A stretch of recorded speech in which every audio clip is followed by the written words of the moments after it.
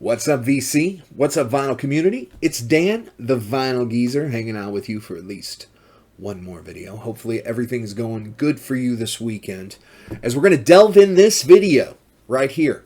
10 records from Generation X. And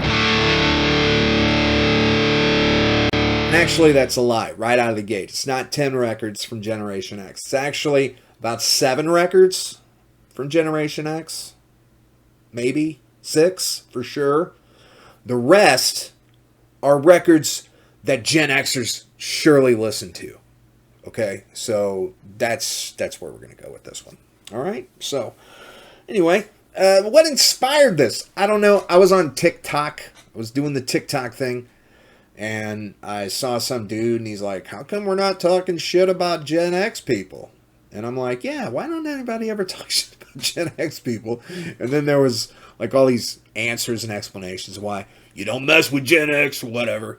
I don't get in all this generational disputes. We're all human beings.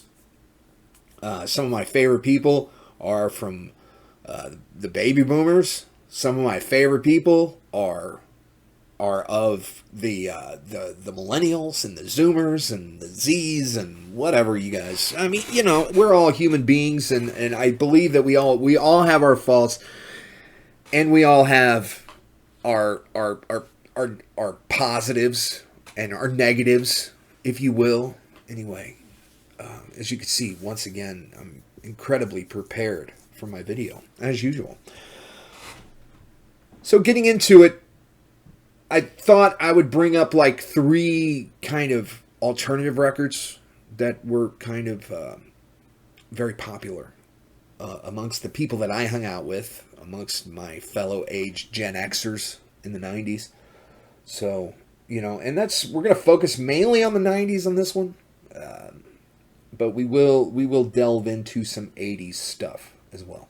So, anyway, no further ado.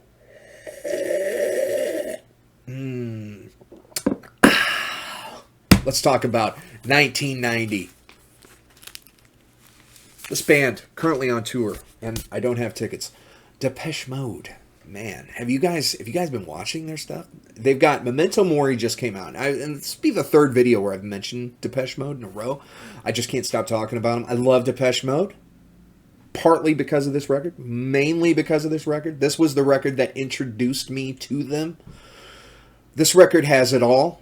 It's forlorn, it's depressing, it's moody, it's danceable, it's sad, it's all of the above. It's atmospheric, it's mysterious, it's amazing. Halo, still one of my favorite tracks off this. The ending track, Clear, phenomenal stuff as well. But I mean, anything, you know, from the opener, World in My Eyes, to Clear, being the ending track on this record, it's all good here. This is 1990, kind of, I was in middle school, getting ready to go into high school, and this is killer. I still spin this. I'm not sick of it yet. I'm not sure I will be. That's an album that I'll probably never tire of. And I don't know, maybe it's just the variety, maybe it's just the sound, maybe it's, I don't know, maybe it's all the feels, maybe it's the memories. I don't know.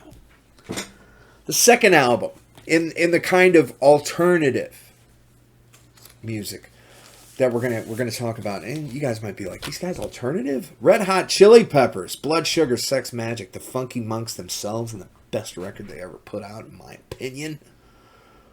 Which, I mean, come on. What's going to be better than this? Mother's Milk's great. This is better. Californication's great. This is better. By the Way's great. This is better. Stadium Arcadium is great. This is better. To me it is. Anyway, this is the reason why I don't blame Red Hot Chili Peppers for wanting Frusciante back.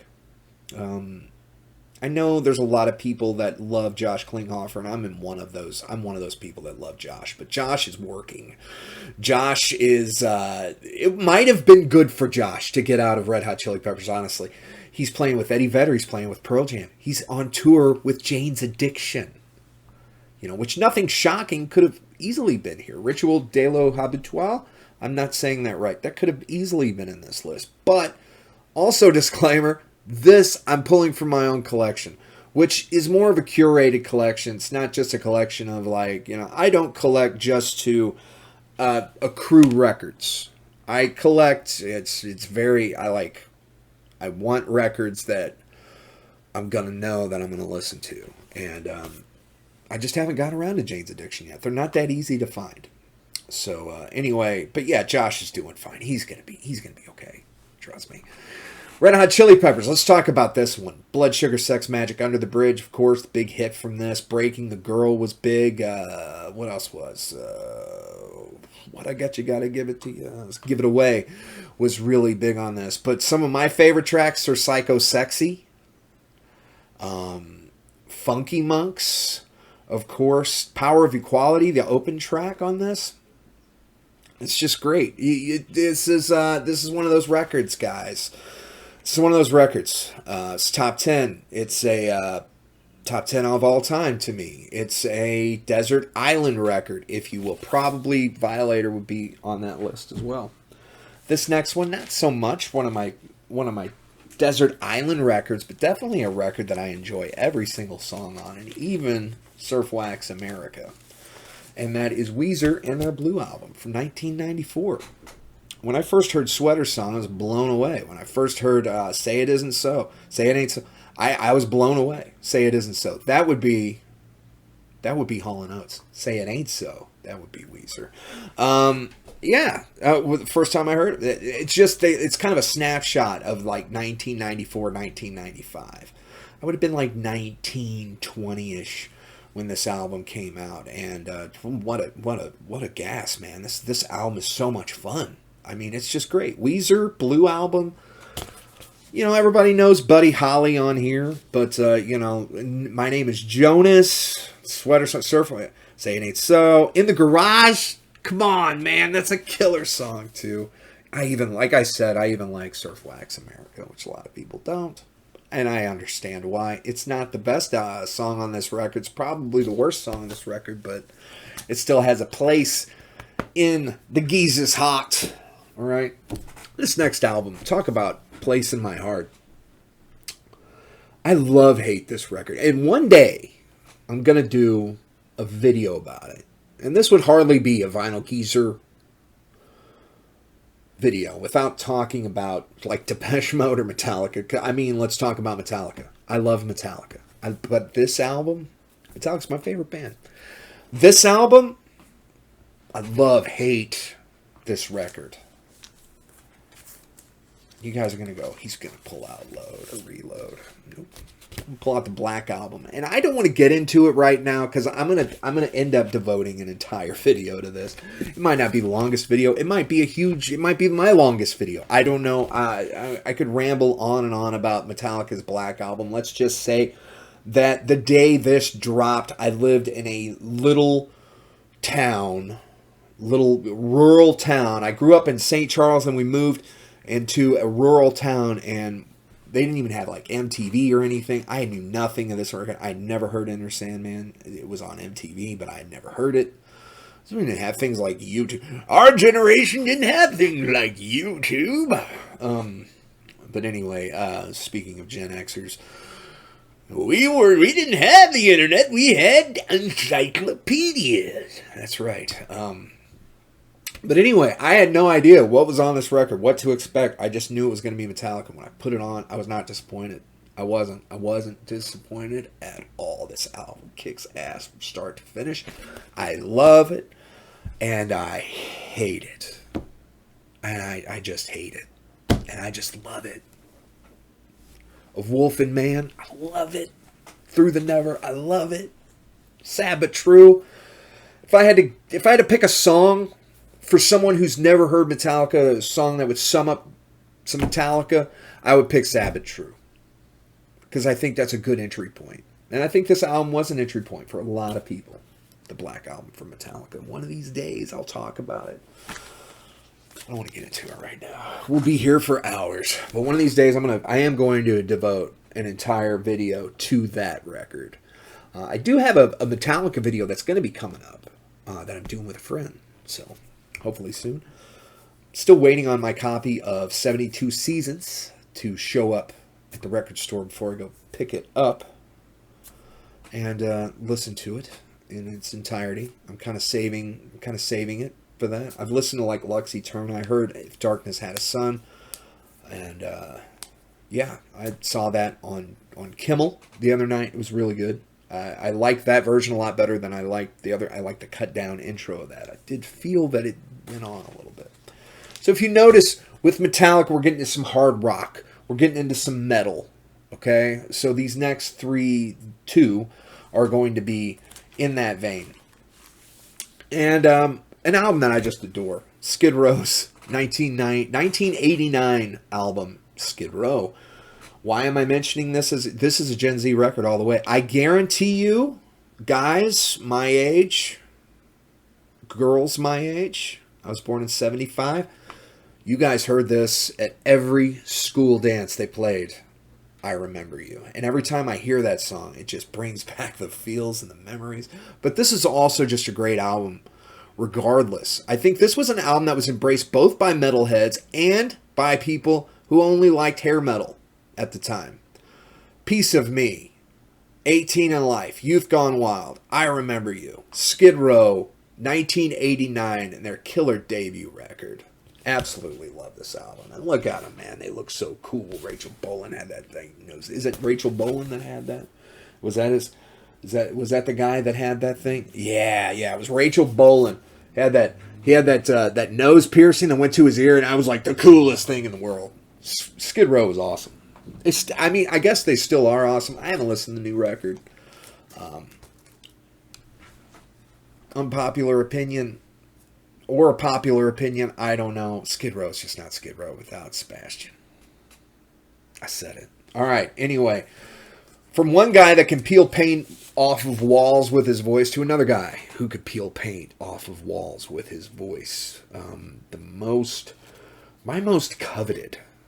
It was between this and 10. I almost pulled 10 out. And then I was like, well, Alice in Chains. And I'm like, no. Soundgarden's Bad Motorfinger. This album blew my freaking mind. This was heavy. This was almost metal, but it wasn't. And I love the guitar tone on this, which was made by like a PV. It's like right before they came out with a 5150, they had this album. Or they had this amp that Ken Thale used, and I can't think of the name of the PV amp, but I actually it just sounded so good, and I mean that tone that was so thick and just syrupy and just it was amazing. And Ken Thale, what a cool looking dude. I mean, look at that guy. I thought, what is this 40-year-old doing in Soundgarden? He's probably in his mid-20s in that photograph, but yeah. Soundgarden's Bad Motorfinger. It's heavy. It's rude. It's friggin' awesome. Room 1,000 Years Wide. Still probably my favorite track off of this. Jesus Christ Pose. Rusty Cage. Outshine. What are you going to do, man? This whole album. It's killer. Soundgarden's Bad Motorfinger. Alright, so that'll do with those albums that were kind of newish. Kind of Gen Xy kind of newish kind of records. But now we're going to get into some records that I know probably inspired a lot of Gen X people. And they listened to it growing up. But wasn't of their generation necessarily. So let's talk about this one. Fleetwood Mac's Rumours. My dad was a huge Fleetwood Mac fan, as I think a lot of people's parents were. A lot of our Gen X parents, a lot of our boomer parents, the Gen X boomer parents loved Fleetwood Mac, and Rumours was just something that we probably grew up with, listening to. The Chain, Don't Stop. You know all the hits off this record. Amazing stuff. Dreams. All stuff that conjures up memories of the 80s to me. This is one of those albums. This is the original. I do have the dual 45 LP of this. It is sonically better, but I had to hold on to this one. Fleetwood Mac's Rumours. Bought this for $1 in the dollar bin about 10 years ago. This used to be $1 record, guys, and this is like minty. So anyway, yeah, Fleetwood Mac's Rumours from 1977. Gotta love that record. Definitely an inspirational record to Gen Xers growing up in the 80s. Let me see here. This one, I don't know. This album just spans generations. Led Zeppelin IV. I listened to this album as much as I listened to anything that was modern in the time of my youth. And I've just now gotten to where I can actually stomach listening to this album again. I always love this. This was also one of the first albums that I had on vinyl. And look at that. That gatefold is freaking awesome. This was just great stuff. Led Zeppelin IV. Still, maybe like a once-a-year spin. I'll do this. And I might do that today. I don't know. I'm kind of feeling it. I'm kind of feeling this record right now as I'm showing it to you. I'm thinking I could stand listening to rock and roll today. You know. Anyway, Led Zeppelin IV. Definitely an album that I listened to as a Gen X teen. For sure. And this next one. So, Oliver Stone came out with the movie in 1989 with Val Kilmer as Jim Morrison, Kyle MacLachlan as Ray Manzarek. The Doors. All right, so the Doors were huge in my group. So this is an album that I would venture to say a lot of Gen X teens at the time this movie came out, which I think I was 12, 13 when I went and seen it, with my friend Jason, and his dad went with us, and he was just like, yeah, I regretted taking them to that movie. But, yeah, the Doors. This album was huge. Everybody had the Doors. Everybody had the Doors' greatest hits, or they had the movie soundtrack, or they had some variation of this album, an LA Woman, or something like that. So yeah, the Doors were huge to the Gen Xers. So the Doors self-titled, right here. It's not an OG. It's the red label. It's not a mono. It's a stereo. I want to say this was like a 70 reissue or something like that. Anyway, I don't know. I'd have to look it up. Last but certainly not least is a guy that most of us Gen Xers grew up knowing good and well who he was. And I'm going to pull out another record here that I want to talk about as well. But this is his last record, and that's David Bowie, and this is Black Star. David Bowie spanned, like, what, 4 generations? I would really pick Earthling if I had it. I don't have Earthling on vinyl. I would pick that one to show you. I haven't been able to find it. I know it's been reissued recently, so when I go back to the record store, I'm going to be looking for it again. But David Bowie kind of spanned all those generations. So, from Space Odyssey, and what was that? And that was the 60s, right? And then you get into like stuff like Diamond Dogs and Low, and then you get into stuff like Let's Dance in the 80s. I grew up watching David Bowie on MTV. So talk about a guy who spanned all the generations. So David Bowie, he belongs to the baby boomers. He belongs to Generation X. He belongs to the millennials. And he belongs to Generation Z. So, and hopefully he will just belong to all the subsequent generations, because he's a guy that will span all of that. Anyway, David Bowie, big mention here. Definitely a Gen X record. Definitely a Gen X record. Definitely a millennial record. Definitely a Zoomer record. Definitely. So, anyway, hopefully, a Gen Z record. Hopefully, everybody will continue to appreciate David Bowie as we move up in generations. Anyway, that's it. That's all I got for you guys. Anyway, am I wrong? Am I right? Disagree? Agree? What are your favorite Gen X records? Did I miss something? Yeah, I probably missed quite a bit, because, like I said, I'm sticking with my collection. My collection's a curated collection, so, I'm sticking with stuff that I've got, that I can show you, that I have a physical format for. So anyway, yeah, put your Gen X stuff. If you're a Gen Xer, put your opinions down below. Make your own video, man. It would be great to see what you guys would pick. So that's 10 records for Generation X right there.